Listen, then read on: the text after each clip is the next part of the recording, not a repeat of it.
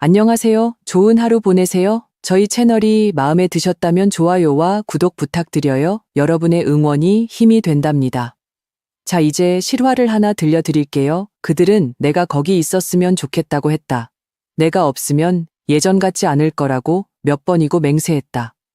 어머니, 올라오세요. 추석은 꼭 어머니와 함께 보내고 싶어요. 그들은 그렇게 말했다. 그래서 나는 그리로 향했다. 전을 부칠 때 쓸 뒤집개와 가장 아끼는 가디건을 챙겼다. 내게 남은 모든 부드러움을 한 톨까지 꾹꾹 눌러 담았다. 그리고 기다렸다. 나는 김포공항 3A 게이트 도착 안내판 아래에 서 있었다. 바퀴 달린 여행 가방은 내 옆에 놓여 있었고 코트는 반듯하게 접어 한쪽 팔에 걸치고 있었다. 사람들은 꽃다발과 풍선, 손수 만든 플래카드를 든 아이들과 함께 바쁘게 스쳐 지나갔다. 어떤 이들은 서로를 껴안았고 어떤 이들은 눈물을 흘렸다. 그들 모두는 누군가에게 마중 나와 있었다. 나는 마치 주인을 잃은 소포처럼 서 있었다. 비행기는 42분 전에 착륙했. 2번이나 확인했다. 며느리에게서 온 문자 메시지도 3번이나 다시 읽었다. 저희 곧 도착해요. 애들이 어머니 보고 싶어서 난리예요. 뒤이어 하트 이모티콘이 붙어 있었다. 나는 답장을 보냈다. 비행기 3시 10분에 도착한단다. 얼른 모두를 안아주고 싶구나. 답은 없었다. 공항 안은 따뜻해서 코트는 계속 접은 채로 두었. 자리에 앉지 않았다. 한 번 앉으면 포기하는 것 같아서 현실에 굴복하는 것 같아서였다. 잊힌 여자처럼 보이고 싶지 않았다. 어느 순간 휴대폰이 울렸다. 전화도 문자도 아니었다. SNS 알림이었다. 심장이 빠르게 뛰었다. 그런 것에 신경 쓰는 사람은 아니지만 가끔 우리 가족은 내게 전화하는 것을 잊기 전에 그곳에 사진을 올리곤 했기 때문이다. 앱을 열었다. 그들이 거기에 있었다. 모두가. 내 아들 민준이는 작년에 내가 보내준 남색 스웨터를 입고 있었다. 그의 아내 수진이는 언제나처럼 환하게 웃으며 건강한 모습이었다. 아이들인 하준이와 서연이는 촛불과 갈비찜, 잡채로 가득한 상 주위에 모여 있었다. 내가 빚지 않은 송편도 보였다. 모두가 축배를 들듯 잔을 들고 있었다. 사진 밑에는 이런 글이 적혀 있었다. 온 가족이 모여 풍성한 마음. 모두 행복한 추석 보내세요. 나는 사진을 다시 한번 훑어보았다. 실수일 리 없었다. 그 식탁에 내 자리는 없었다. 나는 울지 않았다. 그때는 그저 몸을 돌려 코트를 입고 터미널을 빠져나오기 시작했다. 택시 승강장과 셔틀버스 표지판을 지나쳤다. 어디로 가야 할지 몰랐지만 한 가지는 확실했다. 그들이 나를 기억해내기를 기다리지 않을 것이다. 비행기를 타기 3일 전 민준이가 전화했다. 그것만으로도 눈치챘어야 했다. 내 아들은 평소에 전화를 잘하지 않는다. 생일이나 돈 문제거나 뭔가 이유가 있을 때가 아니면. 하지만 이번에는 목소리가 꿀을 바른 듯 매끄럽고 지나치게 명랑했다. 어머니, 추석에 뭐 하세요?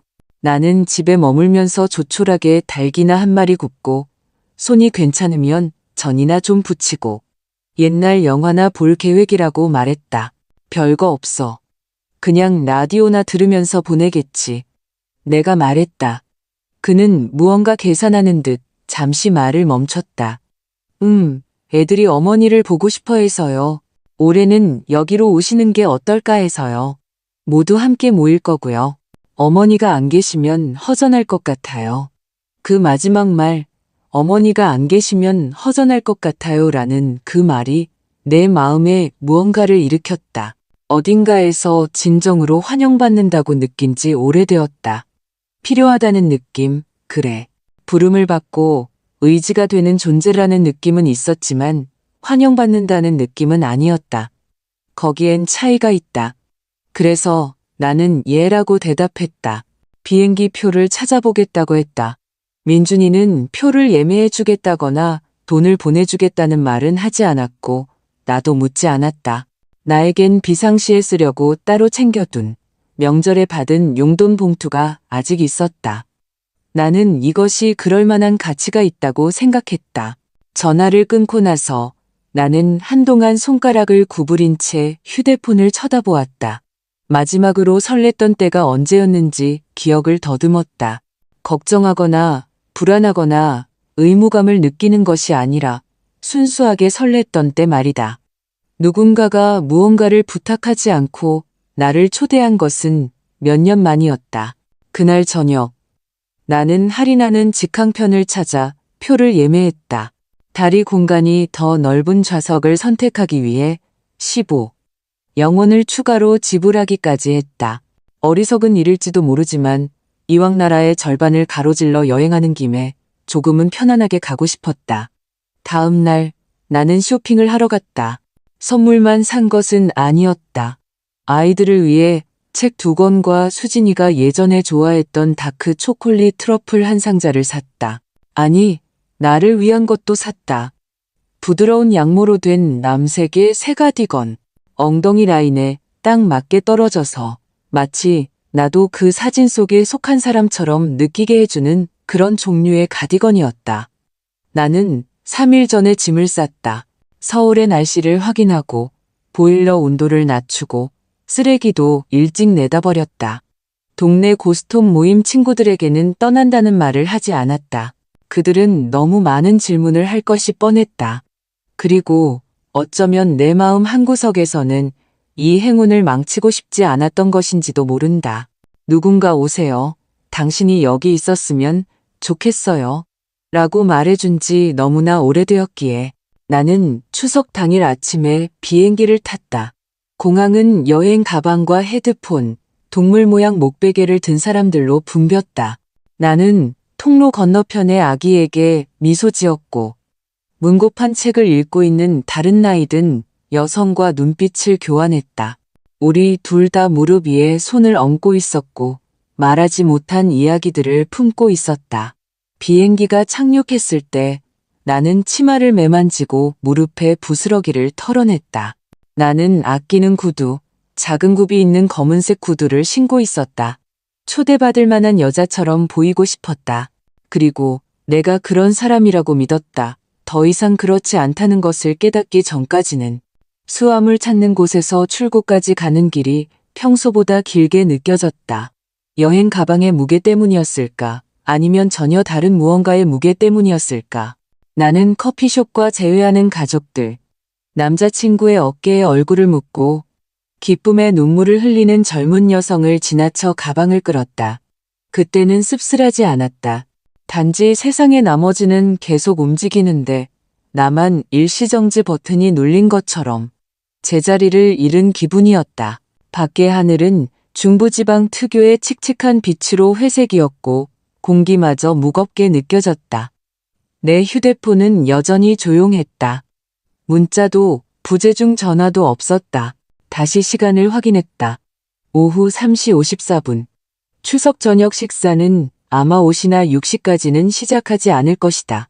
어쩌면 그들이 바쁜 걸지도 모른다. 아이들이 야단법석을 떨거나 갈비찜이 타지 않게 지켜봐야 할 수도 있다. 수십 가지 이유가 있을 수 있고 모두 악에 없는 이유들이다. 하지만 악에 없는 이유라도 혼자 도착장에 서 있을 때는 가슴을 찌른다. 인도에 서서 20분을 더 기다리자 무릎이 아우성을 치기 시작했다. 나는 벤치에 앉았다. 낯선 사람들이 자신의 이름이 불리는 차에 올라타는 것을 지켜보았다. 패딩 점퍼를 입은 한 여자가 시어머니에게 따뜻한 쌍화차와 포옹을 건네는 것을 보았다. 그 시어머니는 나보다 나이가 더 들어 보였다. 그 짧고 꽉 찬 진심 어린 포옹이 내 가슴의 텅 빈 곳에 와서 밝혔다. 어느 순간 나는 전화를 걸어보았다. 민준이는 받지 않았다. 메시지를 남겼다. 도착했다고. 비번 문 밖 비행기 그림이 있는 표지판 아래 평소 만나던 곳에 있다고. 아무 일 없기를 바라며 조금 더 기다리겠다고. 하지만 나는 이미 알고 있었다. 다시 앱을 열기 전에, 사진이 뜨기 전에 그 붉은 빛의 음식과 긴 나무 식탁, 그리고 마음이 풍성하다는 글을 보기 전에 나는 이미 알고 있었다. 잊힌 것은 처음이 아니었지만 그것이 바로 잊힘이라는 것을 스스로 인정한 것은 처음이었다. 나는 일어서서 코트에 먼지를 털고 여행 가방을 뒤에 끌어 택시도 콜택시도 없이 그저 나와 보도블록뿐이었다. 유모차를 미는 한 남자가 지친 미소를 건넸다. 나도 고개를 끄덕여 답했다. 공항 안에서든 밖에서든 때로는 혈육보다 낯선 사람에게서 더 인정받는다고 느낄 수 있다는 것이 참 우스웠다. 어느덧 오시가 다 되어가고 있었다. 공기는 더 날카로워졌다. 옷깃 아래로 스며들어 이제 어떡할 거야? 라고 묻는 듯한 그런 한기였다. 나는 대답하지 않고 그저 계속 걸었다. 내 구두는 이렇게 많이 걷도록 만들어지지 않았지만 멈추지 않았다. 공항에서 1km쯤 떨어진 렌터카 반납 지점을 막 지난 곳에서 그것을 보았다. 네온사인에 정의식당이라고 쓰인 작고 낮은 건물이었다. 희자의 불빛이 깜빡거렸다. 창문은 안에 온기 때문에 뿌옇게 흐려져 있었다. 누군가 유리창에 종이로 만든 감 모양을 붙여 놓았다. 나는 안으로 들어갔다. 문 위에 종이 울렸다. 식당 안에서는 뜨거운 기름과 계피 냄새가 났다. 비닐로 된 좌석, 누렇게 바랜 메뉴판, 금이 가늘자가 놓인 카운터. 안에는 대여섯 명의 손님이 있었다. 택배기사 점퍼를 입은 남자, 말없이 식사하는 노부부, 그리고 내가 들어서자 고개를 들고 추석 잘 보내세요. 손님이라고 말하는 짧은 포니테일을 한 여주인, 사장님도요. 내 목소리가 의외로 차분해서 나 자신이 놀랐다. 나는 창가 쪽 자리를 골라 앉았다. 자리는 따뜻했고 테이블은 깨끗했다. 코트를 벗었다. 오늘은 주방이 한가해요. 여주인이 메뉴판을 건네며 말했다. 그래도 김치찌개는 돼요. 김치찌개가 좋겠네요. 내가 말했다.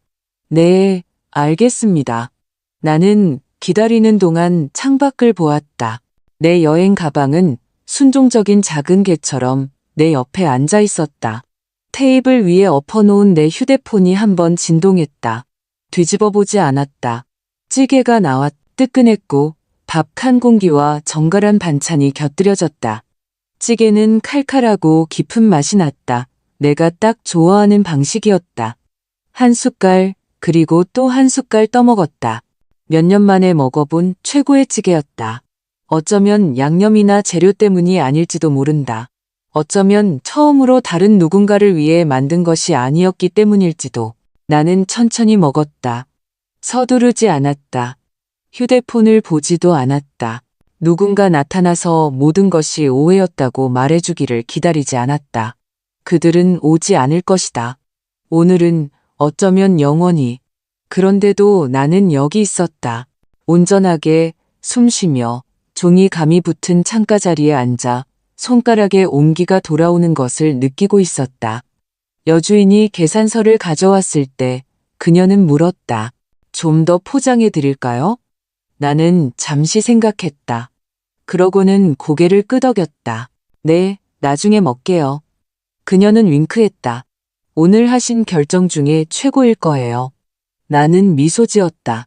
웃겨서가 아니라 그녀가 옳았기 때문이었다. 다시 밖으로 나오자 공기는 더 날카롭게 살을 애는 듯했다. 내 남은 밥과 반찬이 담긴 작은 비닐봉지가 한 손에 달랑거렸고 여행 가방은 부드러운 플라스틱 바퀴 소리를 내며 뒤를 따랐다. 계획이 없었다.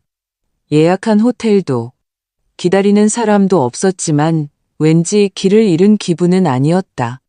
정확히는 당신을 상처 준 사람들이 그것을 바로잡아 줄 것이라는 기대를 마침내 멈췄을 때 찾아오는 일종의 평화가 있다. 내가 걸을수록 바람은 거세졌다. 가장 가까운 저렴한 모텔까지는 멀지 않았다. 공항에서부터 걸어오면서 간판을 봤었다. 은하모텔, 장기 숙박 가능. 화려하지 않은 베이지색 페인트가 칠해진 네모나고 낮은 건물. 정문 옆에는 자판기가 있었다. 하지만 불이 켜져 있었고 지금으로선 그것으로 충분했다. 로비 안 카운터 뒤에 남자는 작은 TV로 축구 경기를 보고 있었다. 내가 들어가자 그는 나를 힐끗 쳐다보았다. 그의 얼굴에는 지루함과 기름기가 서려 있었다. 방 필요하세요? 네, 하룻밤만요. 내가 말했다. 혼자예요. 나는 내 자신을 내려다보았다. 아끼던 구두는 걸어오느라 흠집이 나 있었다. 내 가디건에서는 희미한 비행기 냄새가 났다. 나는 고개를 끄덕였다. 혼자예요. 그가 카운터 너머로 서류를 밀었다. 신분증하고 카드요. 나는 그것들을 건넸다. 그가 타자를 치는 동안 나는 TV를 힐끗 보았다. 빨간색과 금색 유니폼을 입은 어떤 팀이 형편없이 지고 있었다. 남자는 별로 신경 쓰지 않는 듯했다. 114호실이요. 그가 얇은 고리에 달린 열쇠를 내밀며 말했다. 복도 끝에요. 나는 그것을 받아들고 고맙다고 말한 뒤 복도를 따라 여행 가방을 끌었다. 방은 내가 예상했던 그대로였다. 짝이 맞지 않는 갓을 쓴 램프 2개, 빛바랜 갈색 무늬의 침대보, 내 두 아이보다 나이가 많은 텔레비전, 하지만 따뜻했다. 작동하는 난방기가 있었고 놀랍게도 깨끗한 욕실이 있었다. 나는 신발을 벗고 침대 가장자리에 앉았다. 발이 쑤셨다. 등은 더 쑤셨다. 하지만 산산조각이 났어야 할 내 마음은 이상하게도 온전하게 느껴졌다. 나는 한참 동안 휴대폰을 쳐다보다가 다시 뒤집었다. 민준이에게서 온 부재중 전화 3통, 수진이에게서 온 2통, 그리고 문자 1통. 어머니, 어디세요? 사과도, 설명도 없이 그저 혼란스러움. 마치 내가 사라진 것처럼, 내가 나타나지 않은 것처럼 나는 답장하지 않았다. 대신 여행 가방의 지퍼를 열고 식료품 목록이나 혼자만 되뇌는 생각들을 적는 노트를 꺼내 새 페이지에 무언가를 썼다. 나는 덤이 아니다. 나는 여분이 아니다. 나는 남의 밥상에 놓이는 반찬이 아니다. 나는 그 문장을 한참 동안 쳐다보았다. 그러고는 밑줄을 그었다. 1년 전, 5년 전이었다면 울었을 것이다. 하지만 오늘 밤, 눈물은 나오지 않았다. 대신 이상한 명료함이 찾아왔다. 마치 차가운 물에 들어서는 것처럼 충격적이지만 깨끗했다. 이것은 단지 이번 저녁 식사나 공항에서의 일만이 아니었다. 그 일로 이어지기까지의 수년간의 세월이었다. 그들이 오지 않았던 생일들, 답장 없이 남겨진 음성 메시지들, 항상 의무감처럼 들렸지 기쁨처럼 들리지 않았던 막바지의 초대들. 2년 전 크리스마스가 생각났다. 수진이가 전화해서 말했다. 오시는 게 너무 번거롭지 않으시면 저희 집에 오셔서 함께 보내시면 좋을 텐데요. 그녀의 목소리에 담긴 그 망설임. 내가 햄을 만들어가면 버스를 타고 갔었다. 민준이의 40번째 생일이 생각났다. 나는 그의 이니셜이 새겨진 가죽 지갑을 보냈다. 그는 단체 문자로 답했다. 모두 선물 고마워. 서연이의 학교 발표회가 생각났다. 나는 직접 인터넷 생중계를 찾아내 작은 노트북으로 와인 한 잔을 마시며 목에 덩어리가 진 채로 지켜보았다. 서연이는 내가 보고 있다는 것을 몰랐다. 아무도 그것을 언급하지 않았다. 그런데도 나는 오늘까지 계속 나타났다. 어쩌면 다른 도시의 인도에 홀로 서 있어야만 그동안 계속 존재해왔던 것의 형태를 볼 수 있는지도 모른다. 나는 그들의 삶의 일부가 아니었다. 나는 액세서리였고 편이었으며 그들이 더 나은 자신을 기억해야 할 때를 위한 대리인이었다. 나는 모텔 방을 둘러보았다. 못생기고 정직하며 기능적인 그곳은 내가 몇 년 만에 있어본 가장 정직한 장소였다. 나는 일어나서 플라스틱 커피 메이커로 모텔차를 한 잔 타서 두 번째 밥과 반찬과 함께 침대 위에 책상다리를 하고 앉았다. 도자기 그릇도 리넨 냅킨도 없이 그저 흰 비닐봉지와 플라스틱 숟가락뿐이었다. 그런데도 그것은 내가 쟁취한 것 같은 맛이 났다. 모텔방 천장에는 침대 위로 지도처럼 가느다란 금이가 있었다. 나는 난방기가 쌕쌕거리며 돌아가는 동안 그것을 쳐다보았다. 밖에서는 바람이 건물 외벽을 긁는 소리와 근처 고속도로에서 간간히 들려오는 엔진 소리가 들렸다. 두 방 건너에 한 남자가 깊고 축축하며 비참하게 기침하고 있었다. 어딘가에서 변기물 내리는 소리가 들렸다. 평화로운 밤은 아니었지만 정직한 밤이었다. 새벽 2시쯤 나는 마침내 잠이 들었다. 까끌까끌한 담요를 턱까지 끌어당기고 노트는 여전히 탁자 위에 펼쳐진 채였다. 나는 도착했을 때 입었던 옷 그대로 잠이 들었다. 옷을 갈아입기에는 너무 피곤했고 다시 짐을 풀기에는 너무 지쳐 있었다. 아침에 나는 해가 뜨기 전에 깼다. 은퇴 후에도 결코 잃지 않은 습관이다. 내 몸은 60면 쓸모 있는 존재가 되어야 한다고 고집한다. 나는 방 안에 기계로 묽은 커피를 한 잔 더 내리고 블라인드 사이로 하늘이 밝아오는 것을 지켜보았다. 남았던 음식은 다 먹었다. 차도 마찬가지였다. 하지만 고요함은 그대로 남아있었다. 7시 12분 휴대폰이 울렸다. 어머니, 정말 죄송해요. 픽업에 착오가 있었어요. 저희는 어머니 비행기가 내일인 줄 알았어요. 오늘 집으로 오실 수 있나요? 애들이 정말 보고 싶어 해요. 민준이었다. 사진에 대한 설명은 없었다. 저녁 식사에 대한 언급도 없었다. 내가 없는 추석 사진을 올린 것에 대한 사과도 없었다. 그저 차고와 오실 수 있나요? 뿐이었다. 나는 메시지를 쳐다보다가 휴대폰을 내려놓았다. 답장하지 않았다. 대신 옷을 입고 머리를 빗고 립스틱을 살짝 발랐다. 그들을 만나기 위해서가 아니었다. 나는 가지 않을 것이다. 그것은 존엄에 관한 것이었고 아무도 보고 있지 않더라도 내가 세상에 나 자신을 어떻게 보일지 결정할 권리가 여전히 내게 있다는 것을 스스로에게 상기시키는 일이었다. 로비에는 멍든 사과 한 그릇과 타버린 판지 맛이 나는 커피포트가 있었다. 나는 사과 하나를 집어 가방에 넣고 체크아웃했다. 카운터 뒤의 남자는 축구 하이라이트에서 거의 눈을 떼지 않았다. 밖은 춥고 맑았다. 바람은 잠잠해져 있었다. 하늘은 11월에만 볼 수 있는 그런 부서질 듯한 푸른색이었다. 날카롭고 높고 끝이 없었다. 나는 바로 공항으로 돌아가지 않았다. 대신 먼저 해야 할 일이 있었다. 길을 따라 1.5km쯤 내려가자 주유소와 문 닫은 타이어 가게 사이에 작은 우편 취급국이 있었다. 나는 안으로 들어가 봉투와 펜을 달라고 했다. 우표도 파나요? 내가 물었다. 물론이죠. 직원이 말했다. 그녀는 젊었고 매니큐어가 벗겨진 손톱을 가진 친절한 사람이었다. 전주로 보내는 편지인데 하나 필요해요. 내가 말했다. 그녀는 우표를 건넸고 나는 기억을 더듬어 주소를 썼다. 전주시 완산구 효자동. 박하은, 내 손녀. 하은이는 민준이의 첫 결혼에서 얻은 딸이었다. 그냥 이야기나 하자며 여전히 내게 전화하는 유일한 아이였다. 이제 23살이고 간호대학을 졸업할 참이었다. 그녀는 내게 고양이 사진을 보내주고 시험에 합격하면 알려주고 내 잡채 레시피를 물어보곤 했다. 봉투는 잠시 비어 있었다. 그러다 나는 노트에서 한 페이지를 찢어 쓰기 시작했다. 사랑하는 하은아, 너는 언젠가 내가 너의 안전한 피난처라고 말했지.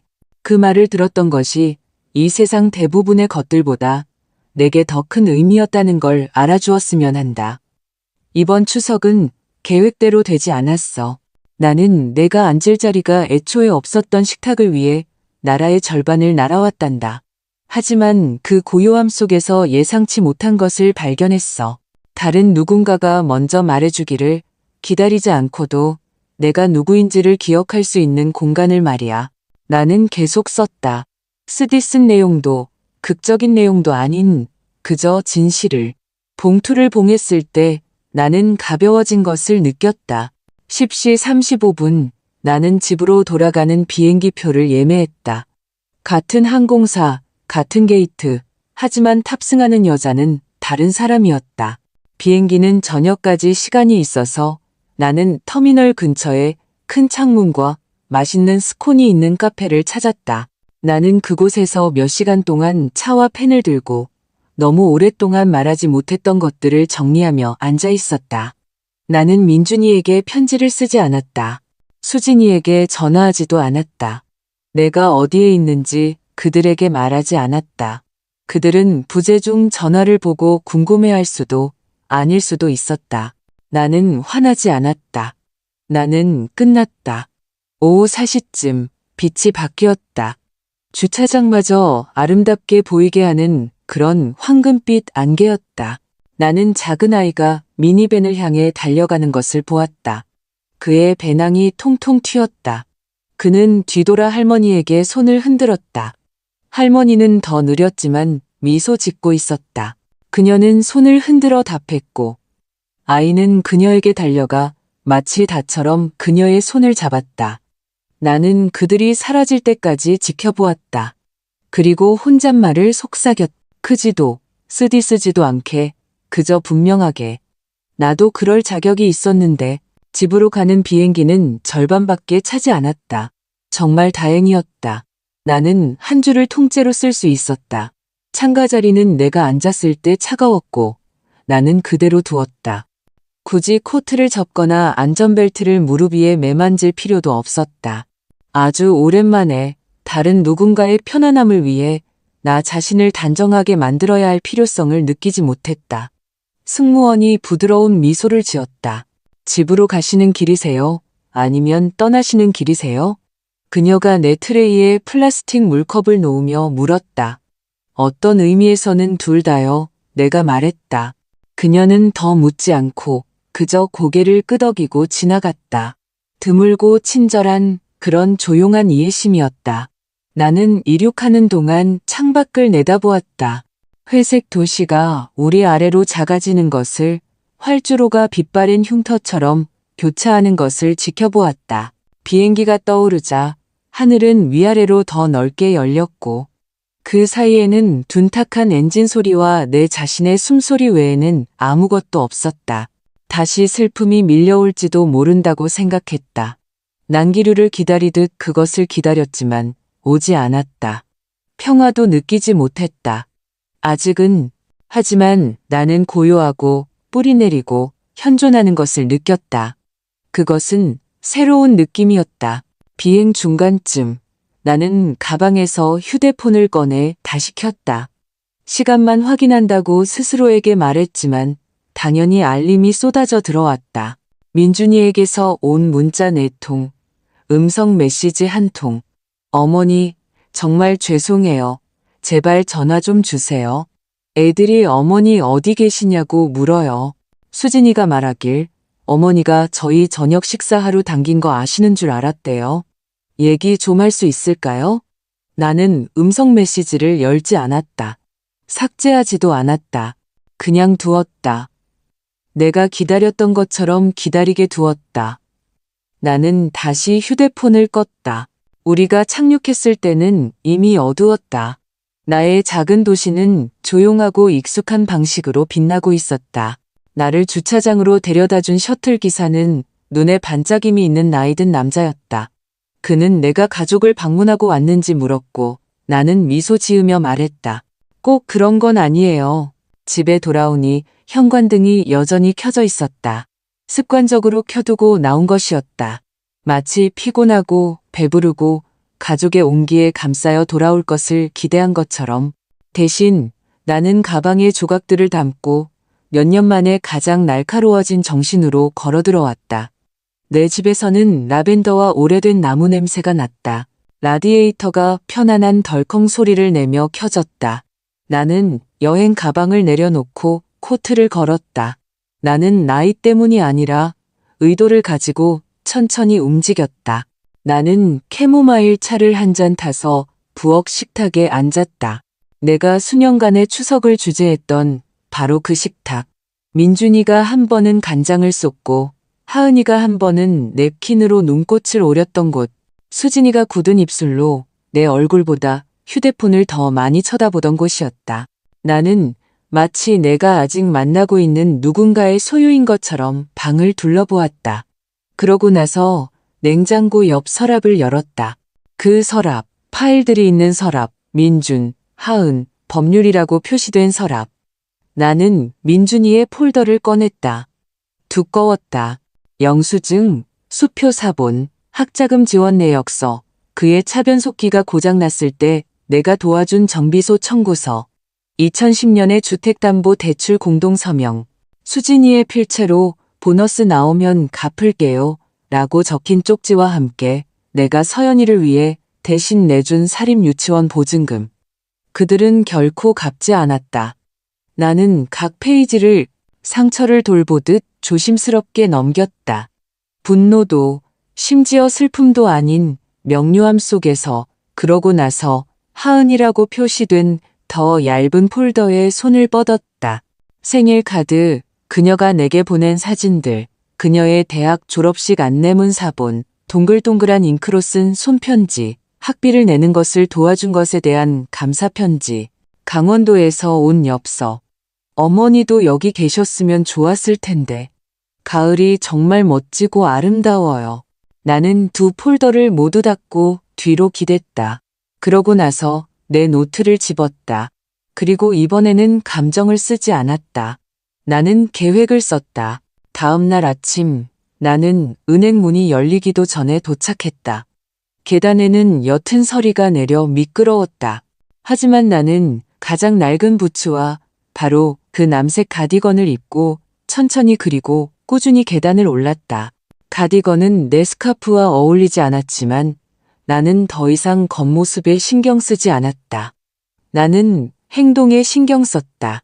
친절한 눈과 불안한 미소를 가진 젊은 남자 창고 직원이 노인에게나 보일 법한 공손함으로 나를 맞았다. 좋은 아침입니다. 박민자 고객님. 오늘 무엇을 도와드릴까요? 제 계좌에 대해 상담하고 싶어요. 내가 말했다. 모든 계좌요. 그는 고개를 끄덕이고 화면을 힐끗 본 뒤 안쪽으로 전화를 걸었다. 몇 분 후 나는 부드러운 의자와 희미한 프린터 잉크 냄새가 나는 유리벽 사무실로 안내되었다. 나탈리라는 이름의 여성이 자신을 내 계좌 담당자라고 소개했다. 그녀는 점심시간에 요가를 하고 항상 가방에 아몬드를 가지고 다닐 것 같은 사람이었다. 오늘 무엇을 도와드릴까요? 고객님? 모든 자동이체를 중단하고 싶어요. 오늘부터요? 모든 것을요? 그녀는 눈을 깜빡였다. 모든 것을요? 네. 그녀는 몇 개의 키를 두드렸고 화면을 훑어보면서 눈썹이 살짝 올라갔다.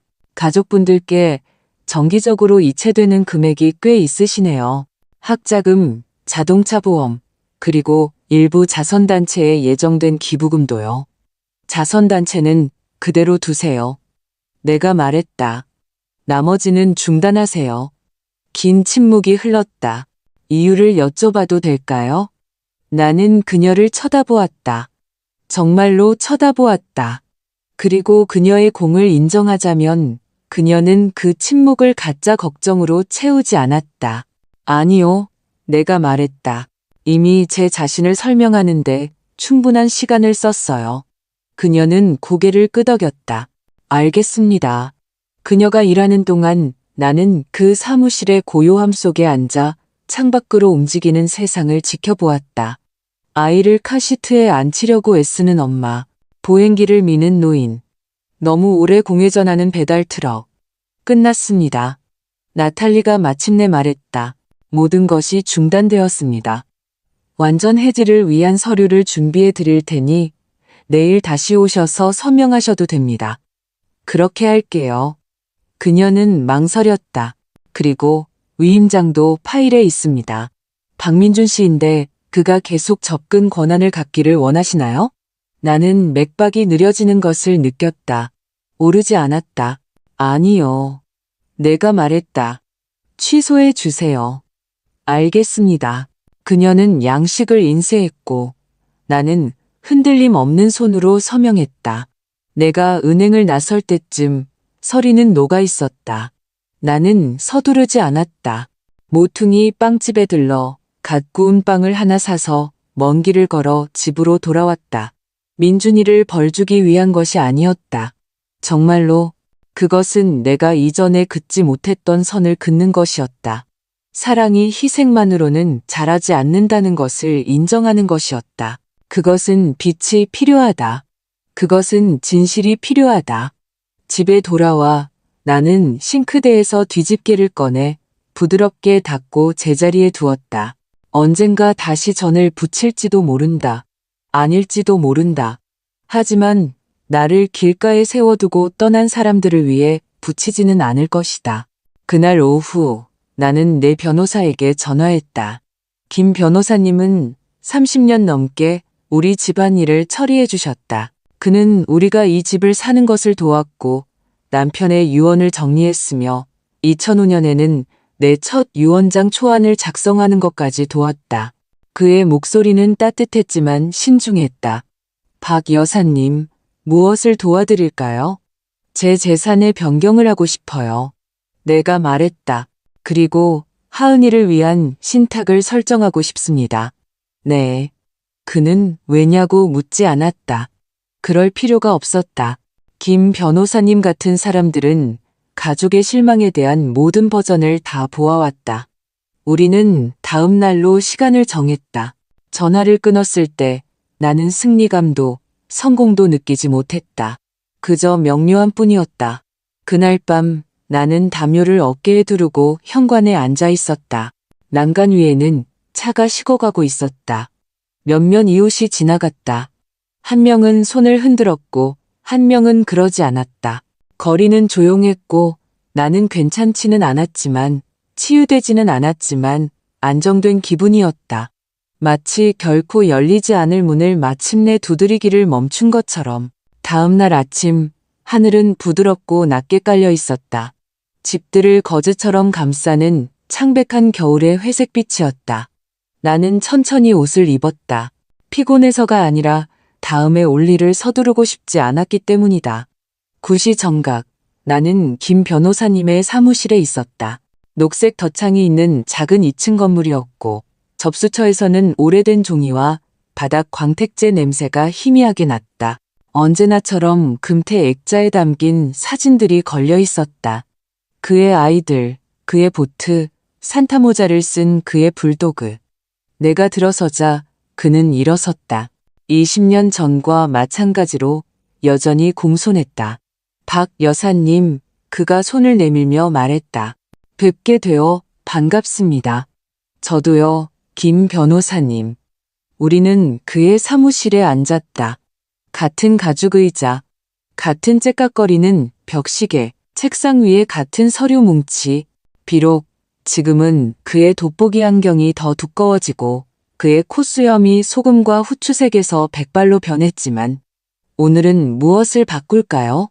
그가 부드럽게 물었다. 제 유언장이요. 내가 말했다. 그리고 신탁을 만들고 싶어요. 제가 가진 모든 것, 단 한 푼까지 모든 자산을 보호하고 싶어요. 그리고 그것이 하은이에게 가길 원해요. 오직 하은이에게만요. 그는 눈도 깜빡이지 않고 그저 고개를 끄덕이며 법률 노트를 꺼냈다. 민준 씨와 수진 씨는 제외하는 것으로 가정하겠습니다. 네, 그들은 저에게서 충분히 받았어요. 충분하고도 넘치게. 그는 그 말에 고개를 들었지만 아무 말도 하지 않았다. 완벽하게 하고 싶어요. 내가 계속했다. 뒷문도 허점도 없이요. 하은이가 수혜자예요. 제가 죽으면 모든 것을 받게 될 거예요. 그리고 그때까지는 교육, 주거, 건강관리 또는 비상시의 신탁을 이용할 수 있도록요. 무엇이 비상시인지 제가 결정할 거고요. 김 변호사님이 살짝 미소 지었다. 생각을 많이 하셨군요. 네, 그리고 당신의 집, 연금 계좌, 예금 증서, 모든 것이요. 제 이름이 있는 것이라면 신탁으로 옮겨주세요. 알겠습니다. 그리고 살아있는 동안에는 완전한 통제권을 유지하고 싶으시고요. 물론이죠. 정확해요. 그는 뒤로 기댔다. 하은이는 착한 아이죠. 항상 그랬어요. 나는 목구멍이 조여드는 것을 느꼈다. 그 아이는 저를 지갑이 아니라 사람으로 봐주는 유일한 아이예요. 김 변호사님은 내 목소리에 담긴 쓴맛에도 움찔하지 않았다. 그럼 당신의 뜻이 존중되도록 하죠. 다음 1시간 동안 우리는 모든 항목을 검토했다. 그는 질문을 했고 나는 확고한 답을 했다. 더 이상 불확실함은 없었다. 더 이상 의심의 여지는 없었다. 끝에 다다랐을 때 그는 서류들을 폴더에 모으고 거의 감탄에 가까운 눈으로 나를 보았다. 며칠 내로 최종안을 준비해 놓겠습니다. 그가 말했다. 공증을 받으면 끝납니다. 감사합니다. 나는 진심으로 말했다. 밖은 공기가 상쾌해져 있었다. 나는 천천히 집으로 걸어 돌아왔다. 한 번은 꽃집에 들러 작은 포인세티아를 샀다. 더 이상 장식을 많이 하지는 않았지만 부엌 식탁에 밝고 살아있는 무언가를 두고 싶었다.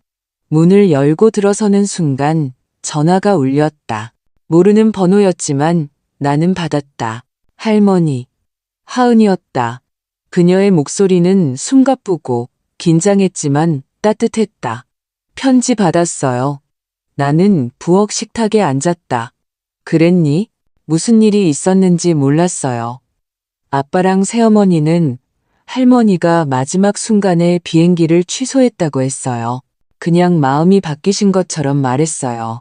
그들이 그랬겠지. 나는 거기 있었어. 내가 부드럽게 말했다. 착륙했고. 기다렸어. 사진도 받고. 하은이는 조용해졌다. 정말 죄송해요.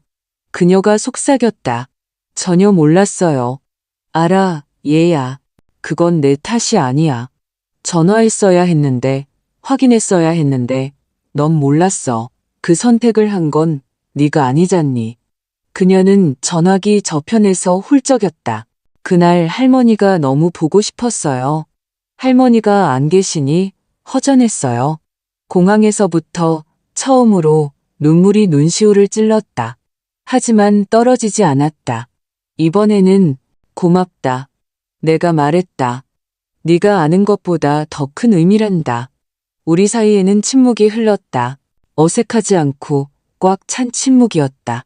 할머니, 그녀가 마침내 말했다. 다음 주말에 찾아뵈어도 될까요?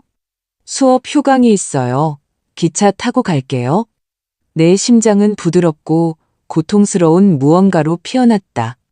물론이지, 내가 말했다. 객실은 준비되어 있단다. 체스판 가져갈게요. 그녀가 말했다. 아직도 두세요? 한 번도 멈춘 적 없어.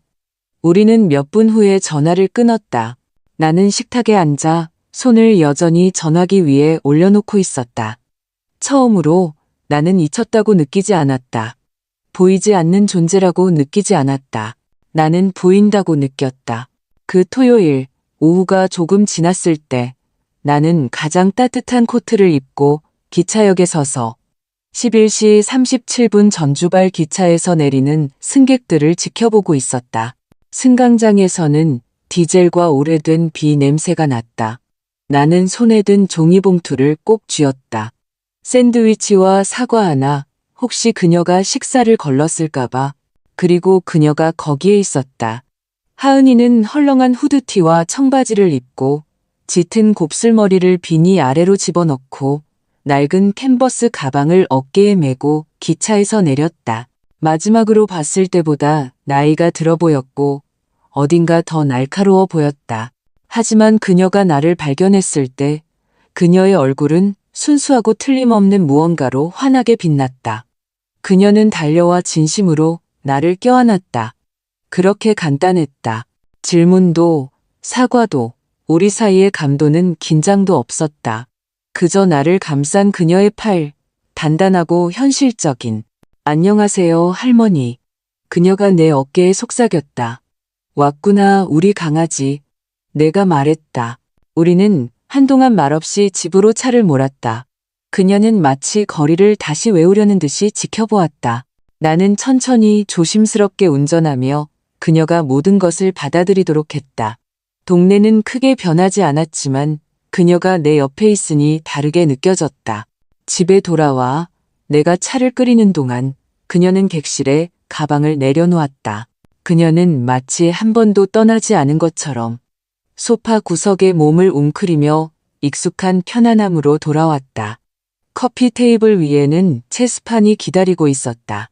우리는 한 게임을 했다. 그녀가 이겼다. 그러고 나서 또 한 게임을 했다. 이번에는 내가 이겼다. 정정당당하게. 나중에 우리는 부엌 식탁에 앉아 둘 다 차가 담긴 머그잔을 들고 있었다. 내가 그 주 초에 산 포인세티아가 가운데에 놓여 있었다. 여전히 붉고 여전히 살아있었다. 기차에서 편지를 다시 읽었어요. 그녀가 머그잔의 가장자리를 따라 그리며 말했다. 할머니가 그렇게 쓰시는 걸 본 적이 없어요. 그럴 필요가 없었으니까. 내가 말했다. 조용히 있는 것이 미덕의 한 형태라고 생각했었는데 요즘은 그저 나를 무시하기 쉽게 만들었을 뿐이라는 생각이 들어. 하은이는 나를 올려다보았다. 저는 할머니를 무시한 적 없어요. 알아. 그녀는 망설였다. 아빠는 제가 여기 온 거 몰라요. 그럴 줄 알았다. 며칠 전에 전화하셔서 추석 이후로 할머니 뵌 적 있냐고 물으셨어요. 거짓말은 안 했어요. 그냥 아직 얘기 못했다고만 했어요. 착하구나. 그녀는 고개를 저었다. 착한 게 아니에요. 지쳐서 그런 거예요. 모든 게 정상인 척하는 게 지겨워요. 나는 놀랐다. 하은이는 항상 조심스럽고 외교적이며 분열된 가족의 평화 유지군이었다. 그녀가 그렇게 차분하고 꾸준하게 말하는 것을 들으니 그녀가 강한 무언가로 성장하고 있다는 것을 알 수 있었다. 여기서는 척할 필요 없어. 내가 말했다. 절대로. 그녀는 고개를 끄덕였다. 할머니도요. 우리는 말없이 앉아 차를 마셨다. 그리고 몇 주 만에 처음으로 나는 더 이상 화가 나지 않는다는 것을 깨달았다. 민준이나 수진이가 빌거나 설명하거나 무엇이 잘못되었는지에 대한 또 다른 이야기를 꾸며낼 필요가 없었다. 문자도 음성 메시지도 너무 늦은 초대도 필요 없었다. 내게는 이것이 있었다. 내 집, 내 차, 내 손녀, 나 자신이 있었다. 그날 저녁, 하은이가 저녁을 만들겠다고 했다. 그녀는 마늘과 시금치로 파스타를 요리했고 나는 우리가 온갖 이야기를 나누는 동안 치즈를 갈았다. 우리는 그 후에 시시한 영화를 보았고 별로 웃기지도 않은 부분에서 너무 심하게 웃었다. 잠자리에 들기 전에 그녀는 소파 옆에 앉아 말했다.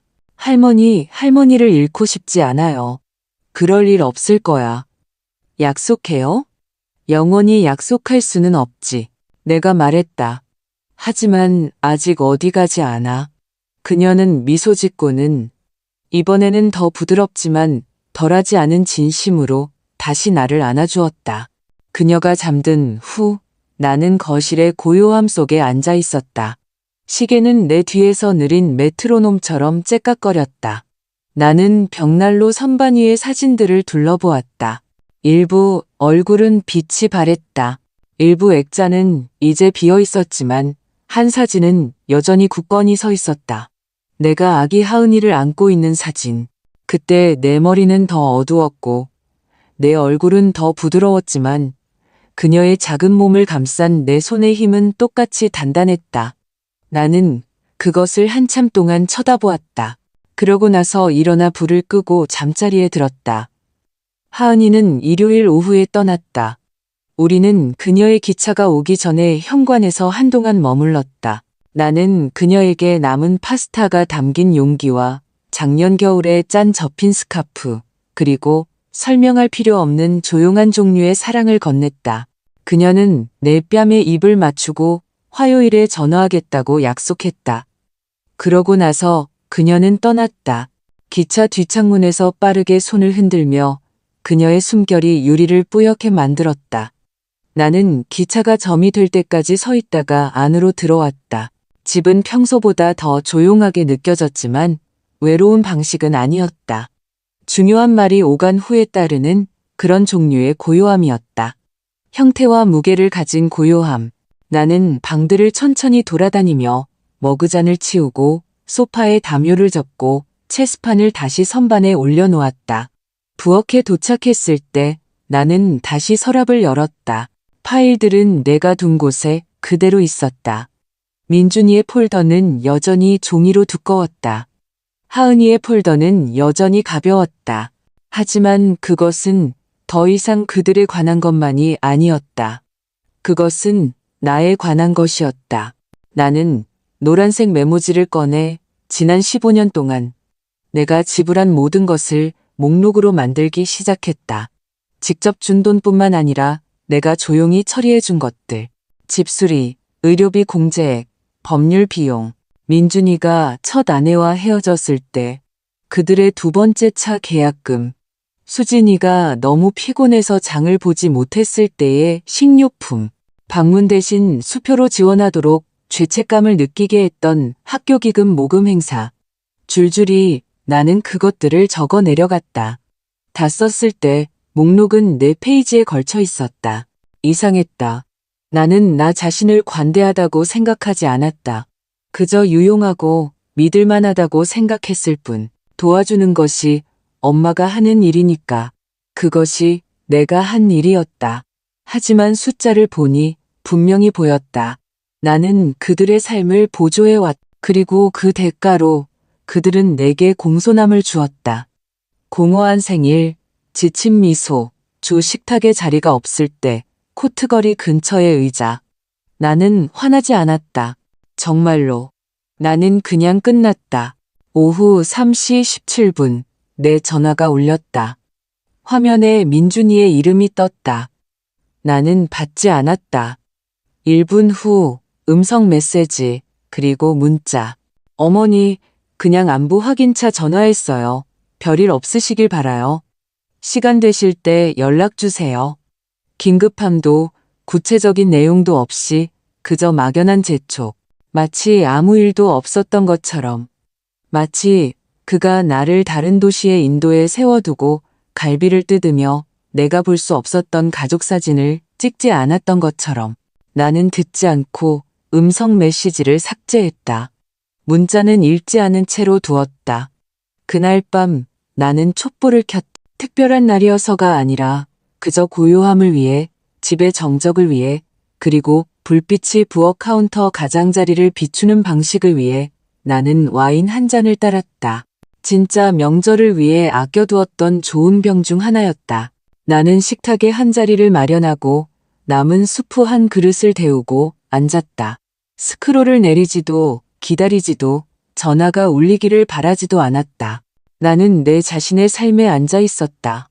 나중에 잠자리에 들기 전에 나는 이메일을 열어 여행이라는 이름의 폴더를 찾았다. 맨 아래에는 내 추석 비행기 영수증이 있었다. 왕복 귀환 완료. 나는 그것을 나 자신에게 전달하고 제목줄에 메모를 추가했다. 출발 및 귀환 증명. 구조 없음, 재회 없음, 오직 나. 나는 그것을 다른 누구에게도 보내지 않았다. 그럴 필요가 없었다. 다음 날 아침 나는 다시 김 변호사님께 전화했다. 생각해봤는데요. 내가 말했다. 신탁에 조항을 하나 추가하고 싶어요. 물론입니다. 그가 말했다. 어떤 생각을 하고 계신가요? 하은이가 유일한 집행자가 되길 원하지만 편지를 하나 첨부하고 싶어요. 법적인 것이 아니라 개인적인 편지요. 의향서를 포함하실 수 있습니다. 그가 말했다. 법적 효력을 바꾸지는 않지만 당신의 이유를 설명할 수는 있습니다. 좋아요. 그럼 제가 쓸게요. 그날 아침 나는 앉아서 쓰기 시작했다. 제가 떠난 후 이 글을 읽는 분에게 만약 재산이 왜 이렇게 분배되었는지 궁금하다면 분명히 말씀드리겠습니다. 이것은 처벌이 아닙니다. 이것은 정직입니다. 저는 평생을 조용히 꾸준히 주며 살아왔습니다. 하지만 존중 없는 사랑은 사랑이 아닙니다. 보살핌 없는 현존은 가족이 아닙니다. 저는 제가 사라지기 전에 저를 봐준 유일한 사람을 선택했습니다.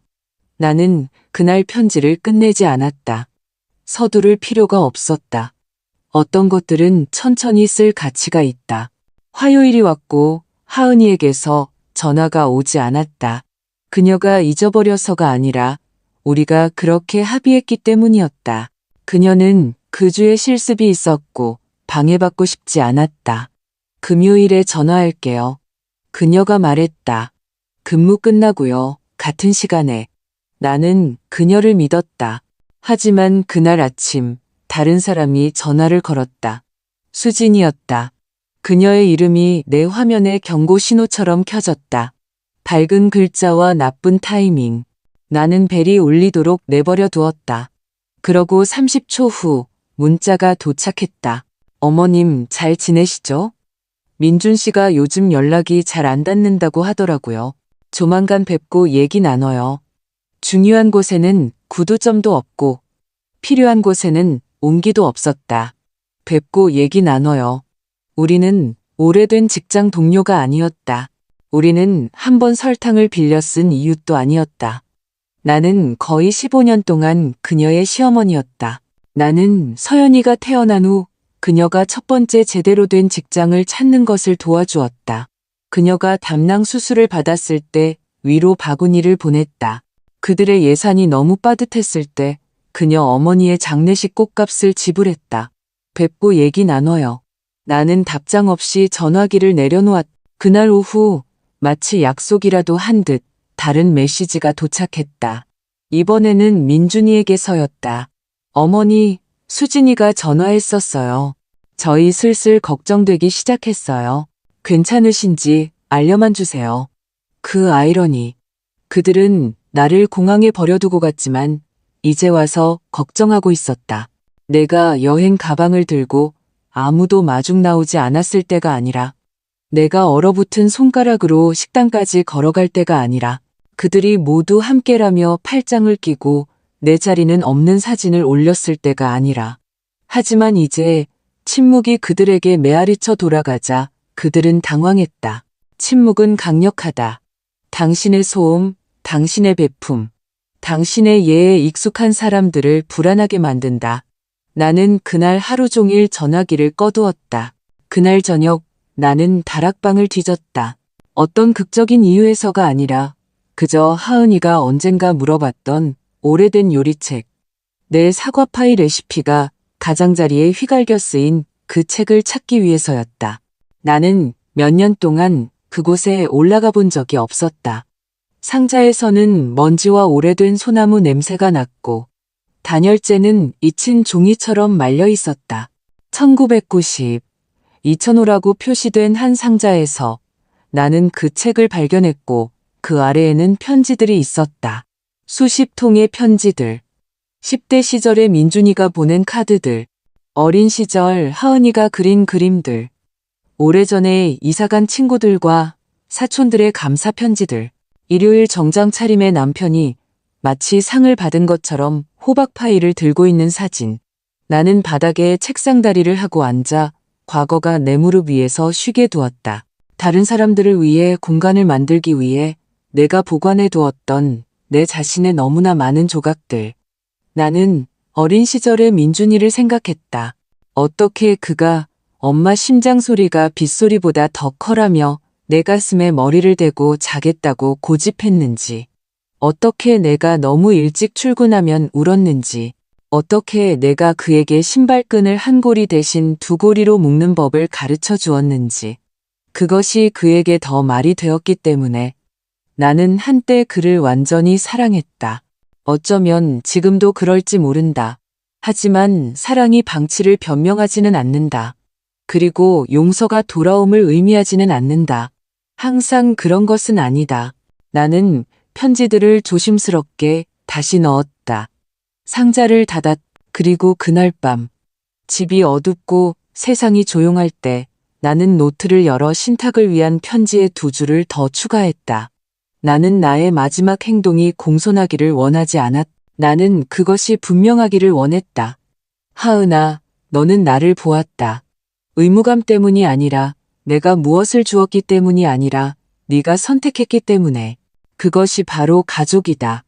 선택, 존중, 진실. 펜이 평소보다 무겁게 느껴졌지만 나는 어쨌든 썼다. 다음 날 나는 시내로 차를 몰고 곧장 공증사무소로 갔다. 그곳은 택배 가게 뒤편, 버블랩 선반과 신기한 인사말 카드 진열대를 지나 있었다. 카운터 뒤에 남자는 친절한 손과 길고 신중한 말투를 가지고 있었다.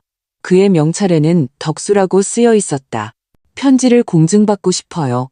내가 변호사가 준비한 신탁 서류와 함께 내가 쓴 페이지들을 펼치며 말했다. 그는 첫 페이지를 힐끗 보고는 다시 나를 보았다. 큰 변화시군요. 나는 고개를 끄덕였다. 오래전에 했어야 할 일이죠. 그는 더 묻지 않고 그저 펜을 건네주고 조용한 효율성으로 각 서명 과정을 안내했다. 마치 온갖 종류의 끝과 시작이 그의 카운터를 지나가는 것을 본 사람처럼. 일이 끝났을 때 나는 가벼워진 것을 느꼈다. 자유롭지는 않았지만 아직은 하지만 더 명확해졌다. 마치 앞길의 굽은 길이 더 적어진 것처럼. 나는 그 후에 식료품점에 들러 우유와 오렌지, 반값으로 할인하는 라일락 한 다발을 샀다. 인생이 다시 안정될 때 사는 그런 종류의 것들. 다른 사람이 건네주는 조각을 기다리는 대신 자신의 평화를 선택할 때 사는 것들. 집에 돌아와 나는 부엌 싱크대 근처에 금이 간 꽃병에 꽃을 꽂았다. 라일락 향기가 집안으로 천천히 퍼져나갔다. 부드럽고 확실하게 나는 코트를 벗어 접어서 의자 등받이에 걸쳐 놓았다. 식료품을 정리하고 있을 때 전화기가 울렸다. 또 민준이었다. 어머니, 저희 정말 얘기 좀 해야 해요. 전화를 안 받으시니 상황이 더 나빠지고 있어요. 무슨 일인지 모르겠지만 걱정돼요. 제발 전화 주세요. 메시지는 평소보다 길었다. 공황의 가장자리가 보였지만 여전히 진짜 사과는 없었고 무슨 일이 있었는지에 대한 언급도 책임감도 없었다. 오직 부재, 그리고 이제 그 부재의 불편함. 그는 나를 잊은 것에 대해 미안해하지 않았다. 그는 내가 빈칸을 채우는 것을 멈춘 것에 대해 미안해했다. 나는 앉아서 화면을 쳐다보다가 다시 껐다. 그날 오후 나는 다시 한번 폴더들을 꺼냈다. 민준이의 것, 하은이의 것, 신탁 서류 뭉치. 그리고 그 모든 것을 내 방화 상자에 잠그고 침대 밑으로 다시 밀어넣었다. 무언가를 숨기기 위해서가 아니라 내가 끝났기 때문이었다. 설명하는 것을, 묻는 것을, 기다리는 것을 끝냈다. 나는 그날 밤 수프를 끓였다. 렌틸콩, 당근, 마늘, 내 손은 여전히 본능으로 양을 잴 줄 알았다. 나는 한 사람을 위해 요리했다. 부재를 위해서가 아니라 나는 식탁을 차렸다. 애도를 위해서가 아니라 의식을 위해, 나 자신에 대한 존중을 위해 수프는 맛있었다. 나중에 나는 다시 현관에 앉았다. 숄에 감싸인 채 공기는 무언가 바뀌는 것을 느낄 만큼 상쾌했다. 그리고 가로등이 하나씩 켜질 때 나는 몇 년 동안 생각하지 않았던 순간을 기억해냈다. 민준이는 10살이었다. 그는 입술이 터지고 청바지에 진흙이 묻은 채로 학교에서 돌아왔다. 쉬는 시간에 다른 아이가 들판에서 그를 밀쳤다. 그는 울지 않고 그저 싱크대에서 손에 피를 씻으며 말했다. 괜찮아요. 아무것도 아니에요. 나는 그의 옆에 웅크리고 말했다. 아파도 괜찮아.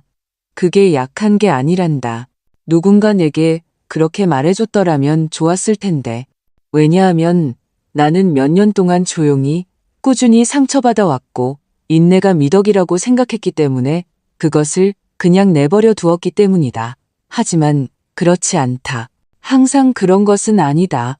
때로는 그저 지연일 뿐이다. 때로는 그저 침묵의 대가일 뿐이다. 나는 천천히 차를 마셨고 밤이 깊어지도록 내버려 두었다. 부엌의 꽃들은 외풍에 살짝 흔들렸다. 어둠 속의 보라색 얼룩, 블록 아래 어딘가에서 개가 짖었다. 차 한 대가 진입로로 들어섰다. 누군가 날카롭고 높게 웃었다. 다른 삶에서 온 소리. 그리고 나는 내 삶에 앉아 있었다. 질문 없이, 기다림 없이, 그저 나 자신의 소속감의 무게. 마침내 온전해졌다. 금요일 늦은 오후에 노크 소리가 들렸다. 나는 부엌 식탁에서 빨래를 개고 있었다. 대부분 수건이었고 건조기에서 막 나와 아직 따뜻했다. 그때 그 소리를 들었다. 3번의 느린 두드림. 우체부도 아니고 이웃도 아니었다. 망설임이 뒤따르는 그런 종류의 노크였다. 나는 문을 열었고 그녀가 거기에 있었다. 수진이었다. 그녀의 머리는 너무 완벽해서 마치 차 안에서 빗질하고 스프레이를 뿌린 것 같았다. 그녀는 우리 동네 보도에 비해 너무 좁은 힐을 신고 있었고 어깨에는 토트백을 메고 있었다. 그녀의 얼굴에는 내가 익히 알게 된 일부는 걱정이고 일부는 연기인 잘 꾸며진 표정이 서려 있었다. 어머님, 그녀가 거의 다정한 목소리로 말했다. 얘기 좀 할 수 있을까요?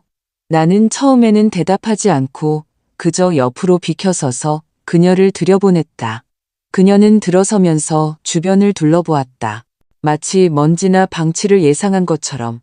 집은 그대로 보였지만 공기 중에 무언가가 바뀌어 있었다. 나는 그것을 알았고 그녀도 그랬을 것이라고 생각한다. 나는 그녀를 거실로 안내했다. 그녀는 내가 앉을 때까지 앉지 않았다. 그녀는 토트백을 발치에 조심스럽게 놓고 손을 무릎 위에 모았다. 어머님께서 화나신 거 알아요. 그녀가 이미 세련된 어조로 시작했다. 그리고 이 모든 것이 큰 오해였다고 말씀드리고 싶어요. 나는 아무 말도 하지 않았다. 그녀는 계속했다. 민준 씨는 어머님 비행기가 금요일인 줄 알았대요. 저한테 그렇게 말했고요. 저희는 어머님께서 이미 착륙하신 줄 몰랐어요. 그리고 그 사진은? 내가 물었다. 그녀는 눈을 깜빡였다. 네, 추석 사진. 온 가족이 모여라는 글이 있던 모두가 식탁에서 웃고 있던 사진 말이야. 그녀는 고개를 숙였다. 그건 그냥 명절이라 올린 거였어요. 어머님께 상처 드리려던 건 아니었어요. 하지만 상처를 줬지.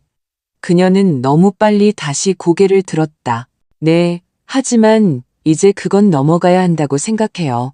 애들이 어머님을 보고 싶어 해요. 민준 씨도 계속 전화하고 있고요. 저희 모두 그냥 걱정돼서 그래요. 어머님께서 저희를 차단하셨잖아요. 나는 작은 숨을 내쉬었다. 아니, 나는 그저 너희를 위해 침묵을 채워주는 걸 멈췄을 뿐이야. 그건 다른 거지. 그녀의 입이 굳어졌다. 제가 여기 온 건 저희가 일을 바로잡고 싶어서예요.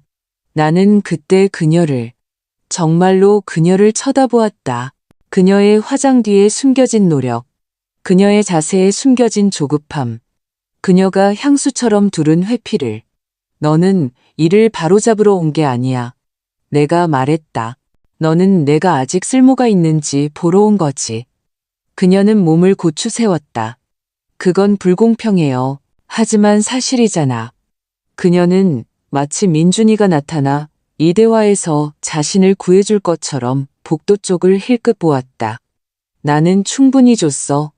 내가 차분하게 말했. 충분하고도 넘치게.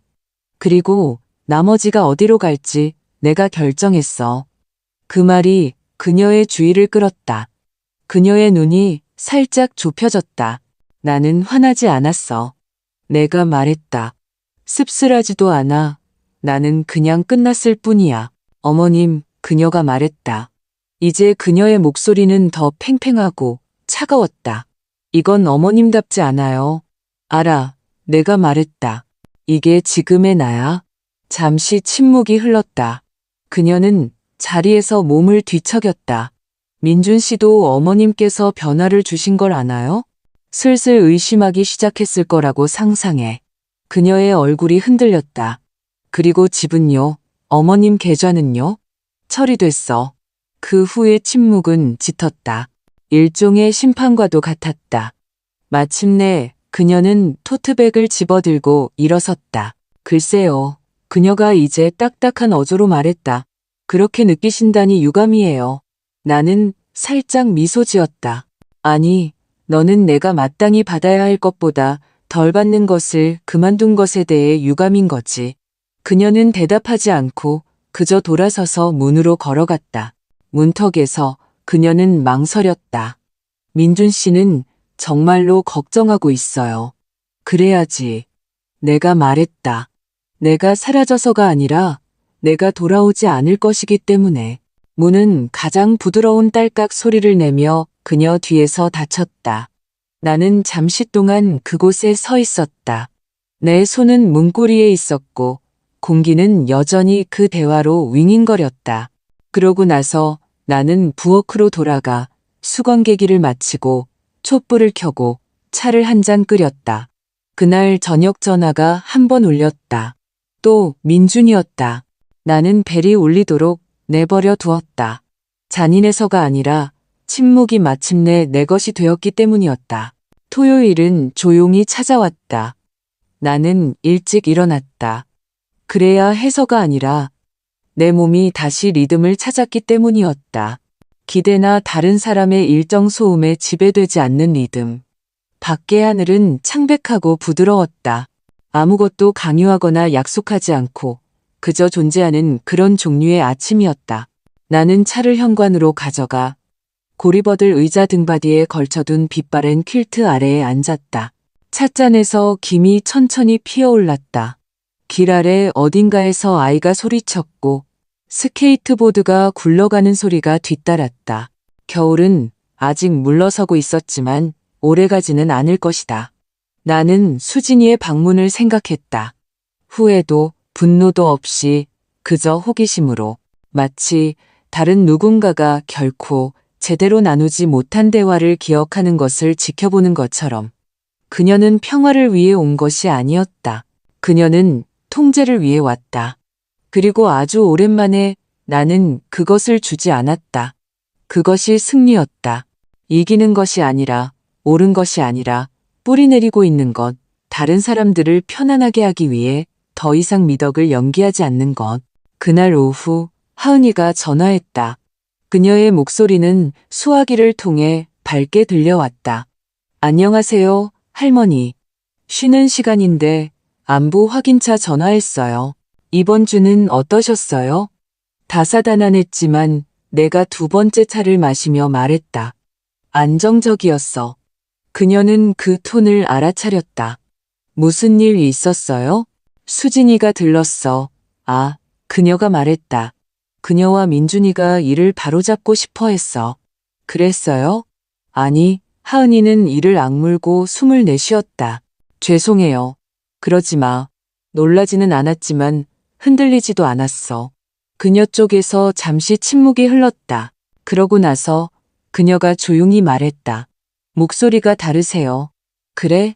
더 강해지셨어요. 그런 것 같아.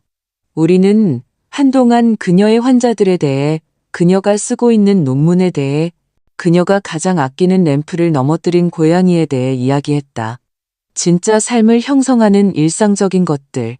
우리가 전화를 끊었을 때 나는 그 익숙한 부재의 아픔을 느끼지 않았다. 나는 연결되고 현존하며 가득 찬 기분이었다. 나중에 나는 여분의 방서랍들을 뒤지는데 오후를 보냈다. 급해서가 아니라 무엇이 중요한지 결정할 준비가 되었다고 느꼈기 때문이다. 나는 몇 년 동안 사용하지 않은 리넨 세트를 찾았다. 하은이가 좋아할지도 모르겠다. 내가 한때 서연이의 16번째 생일을 위해 아껴두었던 귀걸이 한 쌍. 내가 준 선물들이 서랍 속에서 열리지 않은 채로 있거나 아예 사라져버린다는 것을 알기 전이었다. 나는 귀걸이를 한참 동안 들고 있었다. 단순하고 클래식한. 나는 서연이가 아직 아기였을 때 그것들을 샀다. 그녀가 거울 앞에 서서 학교 댄스 파티 전에 귀에 그것들을 꽂는 순간을 상상하며. 하지만 이제 그것들은 결코 내 것이 아니었던 무언가의 상징처럼 느껴졌다. 나는 그것들을 옆으로 치워두었다. 쓰라리개가 아니라 마침내 그날 저녁 나는 다시 노트에 썼다. 이번에는 편지가 아니라 목록이었다. 내가 더 이상 빚지지 않은 것들. 설명. 첫 번째 기회를 낭비한 사람들에게 주는 두 번째 기회. 공간을 차지하는 것에 대한 사과. 자리를 만들어주지 않는 식탁의 자리. 침묵. 그리고 그 옆에 나는 또 다른 목록을 썼다. 내가 여전히 가지고 있는 것들. 내 이름, 내 평화, 내 마음, 내 집, 내 손녀의 목소리 더 강해지셨어요. 라고 말하는. 나는 페이지를 찢어 반으로 접었다. 그것을 싱크대 아래 찬장문 뒷면에 붙였다. 나만 볼 수 있는 곳에, 내가 설거지 장갑과 여분의 수세미를 두는 곳에, 힘을 위한 이상한 장소였지만 현실적이었다. 그날 밤 나는 다시 한 사람을 위해 식탁을 차렸지만 이번에는 촛불 2개를 켰다. 다른 누군가가 오기 때문이 아니라 내가 완전히 거기에 있었기 때문이었다. 나는 앉아서 수프를 떠먹고 속삭였다. 드라마를 위해서도 고통을 위해서도 아니라 그것이 말해져야 했기 때문에 나는 아직 여기 있어. 그리고 나는 그랬다. 12월의 첫 번째 일요일에 나는 현관을 장식했다. 화려하지 않게 그저 빨간 리본이 달린 소나무 화환과 난간을 따라 2줄의 따뜻한 흰색 조명만으로 나는 이웃이나 향수를 위해 한 것이 아니었다. 나는 집이 한 번쯤은 나를 위해 빛나기를 원했기 때문에 했다. 안에서는 주전자를 올리고 오래된 라디오를 켜고 느린 재즈가 방들을 떠다니게 했다. 나는 아이들을 위해 장식하곤 했다. 그들의 이름이 적힌 양말, 별 모양 쿠키, 그리고 하은이가 유치원에서 만들었던 오래된 펠트 천사. 하지만 올해는 양말도, 여분의 의자도, 기다림도 없을 것이다. 올해는 일찍 벽난로에 불을 지피고 나 자신을 위해 차 한 자리를 마련했다.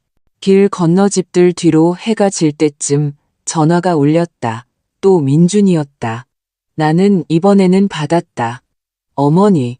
그의 목소리는 내가 기억하던 것보다 가늘었다. 나 여기 있어. 내가 말했다. 차분하고 꾸준하게. 잠시 침묵이 흘렀다. 받으실 줄 몰랐어요. 알아. 또 다른 침묵. 더 길었다. 서류 봤어요. 그가 마침내 말했다. 변호사님한테서요. 신탁, 변경사항들. 그럴 줄 알았다. 그의 숨이 멎었다. 마치 다른 톤을 예상했던 것처럼. 저는 그냥 이해가 안 돼요. 모든 것 이후에 말이지. 내가 끼어들었다. 정확히 모든 것 이후에 그는 조용해졌다. 돈 말씀이세요? 그가 결국 말했다. 나는 패턴을 말하는 거야. 내가 대답했다. 잊어버리는 것, 늦은 전화, 놓친 생일들, 공항, 그 사진. 그건 의도적인 게 아니었어요. 아니, 내가 말했다. 그건 더 나빴어. 그건 편리함이었어. 그것이었다. 사과 없이 큰 소리로 말해진 진실. 저희를 벌주시는 거잖아요. 그가 말했다. 하지만 그것은 비난이라기보다는 내가 그것을 부인하고 그를 안심시키고 굴복하기를 바라는 희망처럼 들렸다. 아니, 내가 말했다.